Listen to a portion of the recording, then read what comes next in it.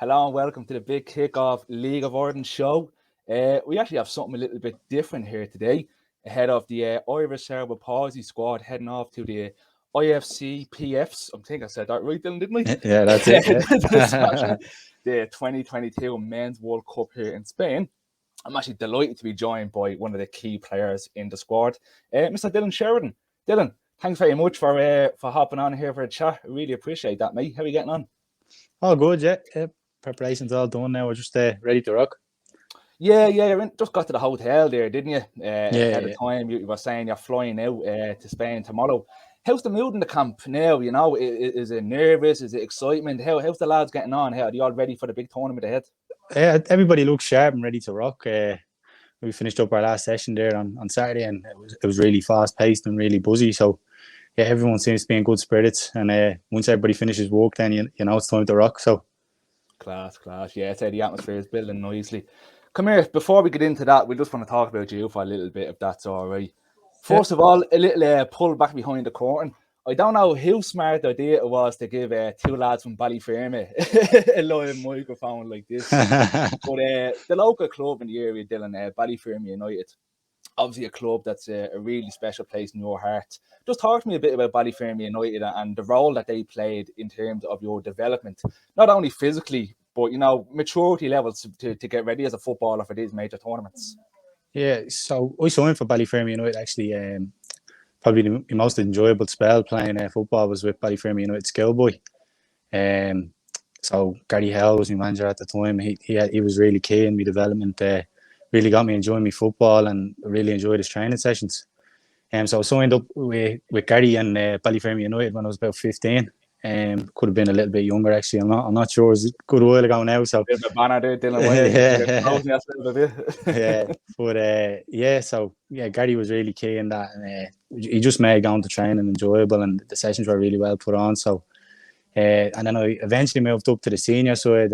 My dad was the gaffer there, so that wasn't too great now, but. Then I moved on obviously to Cherry Orchard, another local club, and then the last club was Cole Park. So trying to keep it local, you know.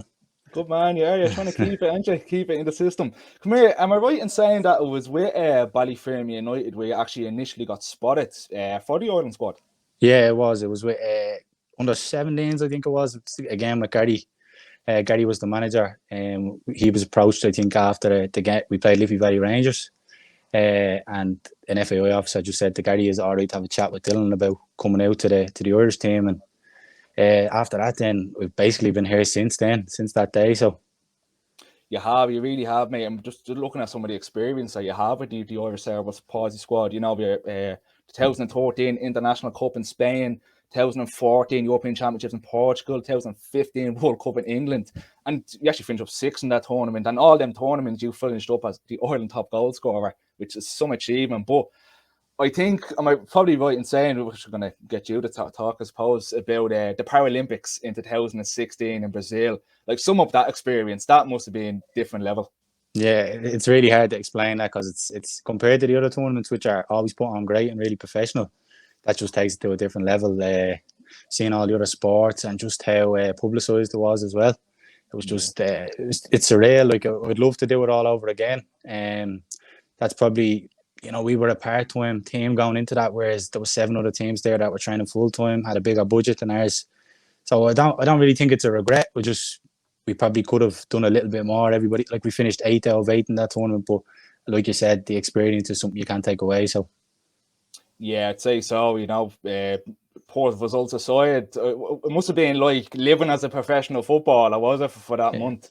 Yeah, to be fair, all the tournaments we go away, and that's the sort of the buzz you get, is you get treated like a professional. Like, I'm going away to Spain now for 3 weeks, and everything we filled and is paid for. You know, I train nearly every day, or I'll have a match. So you put work and stuff like that behind you, and it's just fully focused on football for 3 weeks. So that's brilliant, mate. It really is.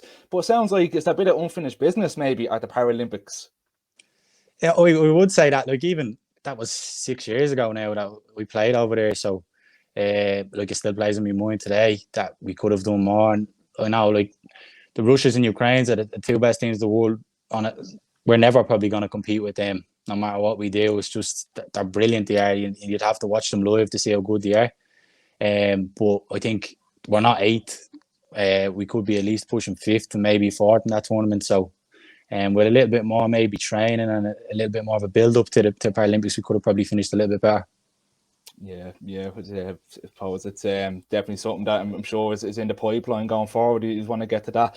Come here, Dillon. I can't have you on and not talk about the 2017 World Cup in Argentina, mate.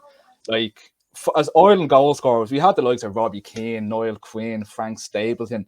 Like, we have been lucky over the years, haven't we, at an international level goal scorers, but you're the only Irishman to return from a major tournament with a Golden Boot award. Like, 10 goals in the tournament, that's unbelievable. Tell us a bit about that and how much that means to you, and the pride that must give you, mate, is unbelievable. Yeah, even when you say it there, it's a bit surreal to think that, you know, an Irish footballer coming home with a golden boot from a World Cup or World Championships, like, it's basically unheard of. But like, we've a great team here, and they helped me along a lot. Like, we've a skipper in the middle. I don't know how many times he's assisted me. Or the ex-captain Gary Messa is brilliant. He is. So I think we tried to count up one tournament how many goals he assisted me. I think it was nearly all of them. So it's just, for me, it's just about getting in the right places and finishing them off. But the lads do the hard work in the background. As modest as always, Dillon. In fairness, though, it is, and there's a lot of unsung heroes. I have to give him a shout out, you know, because he'll kill me if I don't. He'll be on you for the next 3 weeks if you didn't. Come here, like, any goals from that tournament stand out? Because I remember, even this is when I was living in Ballyfermot and you were over in that tournament, and the support you were getting at home was brilliant. But I remember that goal against the USA in the 5th and 6th place playoff, mate, and it just seemed to go everywhere, and it really went viral. And if anyone's looking into this interview, just Google Dillon Sheridan goal. I think it's probably the first video that comes up on the FEI YouTube page. But I remember that goal being absolutely special. Is there anything that really stand out for you in that tournament? I think the goal against Holland that was a quarter final. That's probably my favourite. I just remember coming in from the game for that one, and my Facebook was hopping, just getting shared, because the FAI, I think, posted it on Facebook and Twitter and stuff like that, and it was just getting tags everywhere, and that just blew up. I think it had like 35,000 or 40,000 views on it. So again, that's like just another surreal moment to just see your goal getting plastered all over Facebook. You know, it's something you can't really achieve playing local football in Ballyfermot, and it's unheard of, you know. No, it's certainly not. It is a step up from the days, I'd say, of scoring goals in the lawns. Yeah, that's it, yeah. Scoring major goals in the World Cup. Hey, mate, we could be here and we could talk about you all day, but we're going to have to talk about the team. It must be great to be back, is it? After, you know, the pandemic situation and being away from football and major tournaments like this for a long time, it must be brilliant just to have that group together. Yeah, definitely, Luke. We came back in, and again, we went to train once a week. And just seeing the lads every Saturday, you know, they're great lads, and there's a great buzz going to train. You look forward to going to train, and the coaching team we have going away this year has been brilliant. The sessions they put on, again, brilliant tactically, and just keeping us happy. And the sessions are always real buzzy. You know, nobody likes standing around waiting to do stuff, but we're always kept on our toes, and they've got us really sharp and fit, and looking forward to this tournament. So. That's class, man. It sounds like there's a good atmosphere in the group. So, talking about the tournament, what are the expectations, you know, as a group, as a team, or even little personal goals that you might have coming into it? Yeah, I don't like to set myself personal goals too much. Obviously, score as much goals as I can if it helps the team win. But I think that's the end goal, is just us getting to where we want to be. And like at the moment, I think we're 7th in the world or 8th in the world. So if the football does get back into the Paralympics, if you stay in the top 8, you're one of the teams going. So I think that's just something that we keep in the back of our minds going into every tournament, that we continue to stay in the top 8. So for us, I mean, we get out of the group, that's you in the top 8 again. So, and then like I said, I think I said it in an interview before, anything that comes after that is a bonus. So yeah, now another cheeky Golden Boot award wouldn't go amiss. Yeah. It looked nice on the looked nice on the old mantelpiece, wouldn't it? Doubling up, double duty. Come here. I was actually, do you know what? I was watching LOI TV on Friday, watching the Pats game, and your face popped up in it, so it was interesting to see. And again, advertising the tournament coming up, you were talking about the transition that's going on in the squad at the moment. You said you have a lot of young players coming in. What's that like? You know, you're someone now that's been around the squad for a long time. You're probably one of the more senior members of the squad. So seeing the young lads coming in now, has your role changed at all within the squad, or does it remain the same? I would say it has changed slightly, and that's something that I'm still adjusting to as well. As look, I'm only 25. I've been to, I think this will be my 9th tournament now, so I'm probably more of a leader now than I was before. Yeah, we have about maybe 3 or 4 making their first appearance in a major tournament. So a few of them have come to me and look for advice, especially the ones that do play as a forward or as a winger maybe. And if there is anything that can help them out with, I always will. And I think the biggest thing for me is it's the first time away from home for maybe like for 3 weeks is a long time. And I remember when I first went away, you do find it difficult being away from your family for that long. So if there's anything in that way I can help them out with, like I brought me PlayStation to keep them all happy and stuff like that. So I'm like the daddy of the group now, even though I'm only 25. What are you playing? PlayStation? What games should have been? Obviously, away from FIFA. And a bit more original now. I downloaded the UFC, so a few knocks off the lads, I'd say, over here. Hopefully only virtual, Look, we're just going to have a look at the group. You're in Group B. It's yourselves, Brazil, and World Cup debutants, actually, Germany and Thailand. You'll be playing Germany on Monday, the 2nd of May.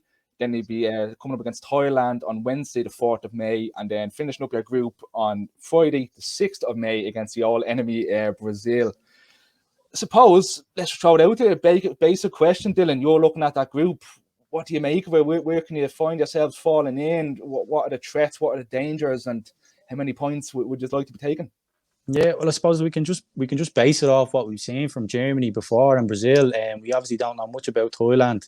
And we've had a look at some of their games. And look, I think the big game for us is the German game, the first game. So I think if we come out of that with 3 points, we should make ourselves get out of the group easy. Not easy enough, every game's going to be tough, but it makes our job a whole lot easier getting out of the group. Hopefully we pick up 3 points against Thailand, and it gives us a fair crack at Brazil, who are fairly decent. I think they're ranked third in the world. So, I mean, if we can pick up 6 points from our first 2, all the pressure's off us going into the last game, because we should have a quarter-final booked already. So. Yeah, they're brilliant, mate. Really is. And you're just looking at the fixture schedule there. It's very congested. How do you, even yourself or the group as a whole, how do you prepare for the demands of playing these 3 games in such a short amount of time?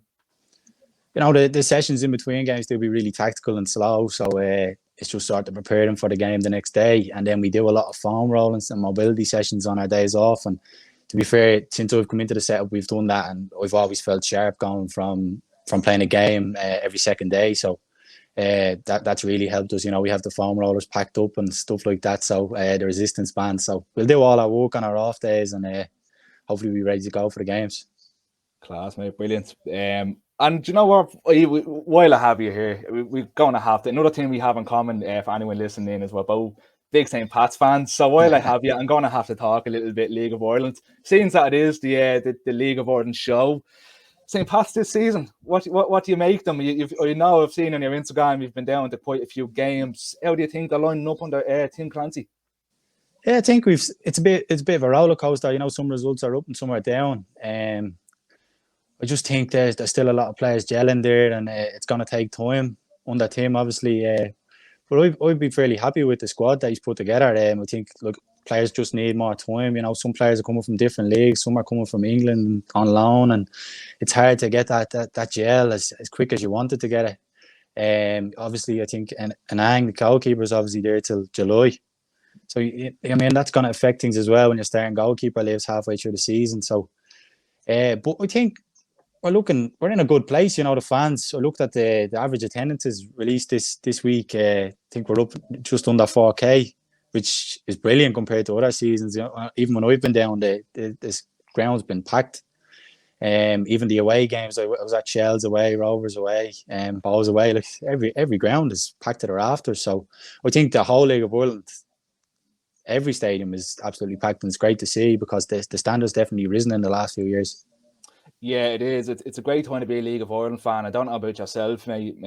Even coming up to the start of this season, the hype around and the talk around it was much bigger than anything I've seen over the past couple of years.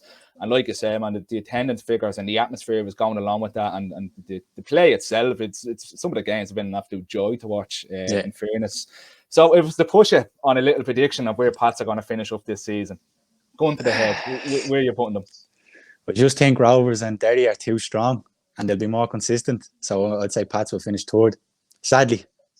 Right, look, I wouldn't put the passport away just yet, because it sounds like we're going to go on a bit of a European adventure. I was hoping to get to one of them games this year, actually. So yeah, I'm the same. I'm hoping to get to my first one. It'd be great to see, wouldn't it? Because it's meant to be a brilliant atmosphere. But come here, Dillon, we could be here all day, mate, talking about St. Pat's and talking about the Cerebral Palsy World Cup coming up. I just want to really thank you for taking the time. You've been very generous with your time coming on to have a chat with us. And for everyone here, from the big kickoff, and even from a personal note, like I know you a couple of years now, I just want to really send you out the best of luck to you, the lads, the management team, everybody involved, and keep them Ballyframer proud, mate. And who knows, you're going to have to come back and see us with a golden boot or even a World Cup winners medal. Make sure you pop back in and see us. I appreciate you having me on. Cheers, Nathan.